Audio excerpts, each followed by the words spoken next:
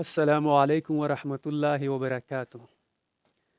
نن د عمران خان په باره کې یو مختصر یو څو خبرې کوو. عمران خان سره د خلکو مینه څه زیاته ده، څه وجه ده، هر سړی صفت کوي، هر سړی سپورټ کوي، د څه وجه ده. اول زه وم چې هیڅ چاله مې ووټ نه ورکوه، نه مې د چا سپورټ کوه، بس ما چې دا سیاسي پارټۍ دی په دا کې کور نه وي لرل په کور.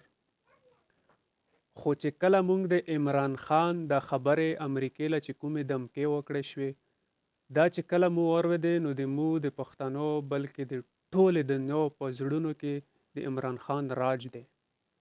د عمران خان سره مینه پیدا شوه ځکه چې هغه غلومي نه مني، غلومي نه غواړي، هغه په پاکستان کې ازادي غواړي.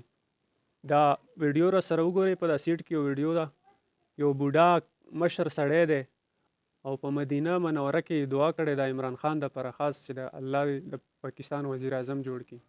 یا الله عمران خان له بری ورکړي، د مال سپینې ګیرې ته ګوره یا الله، ړوند کوم راغلی م الله تا ته مې لاس نیولي یا الله، یا الله، یا الله عمران خان له بری ورکړي، یا الله عمران خان د پاکستان بادشاه جوړ کړي، الله د پاکستان بادشاه جوړ کړي.